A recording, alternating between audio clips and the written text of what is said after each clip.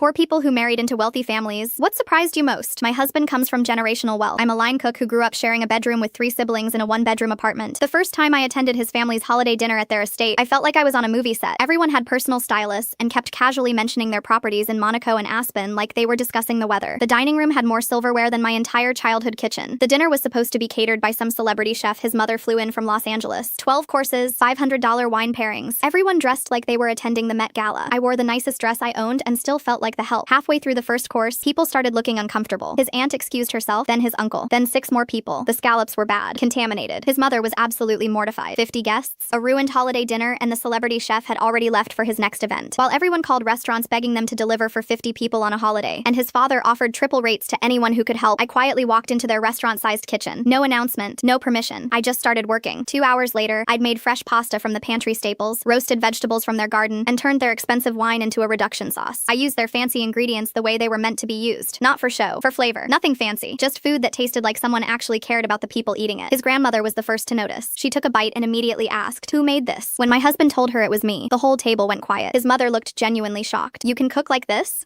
Why didn't you mention you were a chef?" "I'm not a chef," I said. "I'm a line cook. And you never asked what I did." After that, something shifted in that house. Instead of talking around me about their charity galas and board meetings, they started asking me about food, my childhood, the restaurant where I worked. His father admitted he'd assumed I worked in an office somewhere, not in a kitchen. He actually apologized. "I'm sorry I didn't ask about your life," he said. "That was wrong of me." His mother started joining me in the kitchen during family visits. She'd never cooked a meal in her life, but she wanted to learn, not for herself. She said she wanted to understand what I did, who I was. Last year, his mother offered to invest in my own restaurant. "I'll give you whatever you need," she said. "Consider it a gift. Let me help you." I turned her down and told her I'd rather save for it myself, build it my own way. She looked hurt at first, then she smiled. "I respect that," she said. 6 months ago, his grandmother got sick. Stage 4, hospice care, final weeks. She asked for me specifically, not the private chefs they could afford, not the catering companies. She wanted me to cook her final meals. Simple things: soup, toast, scrambled eggs, food that felt like home. I cooked for her every day, sat with her while she ate. She barely touched most of it, but she always smiled when I brought it. One afternoon, she held my hand and said, "You cook like you're feeding someone you love, not someone you're trying to impress. That's rare. Don't lose that." She passed away with my soup still on her bedside table. At the funeral, his mother asked if I would cater it, then their anniversary party, then his sister's wedding. Now I cook for all their important moments. Not because they're paying me, because they trust me with the things that matter. Yesterday, his father told me something I'll never forget. "We can buy any chef in the world," he said.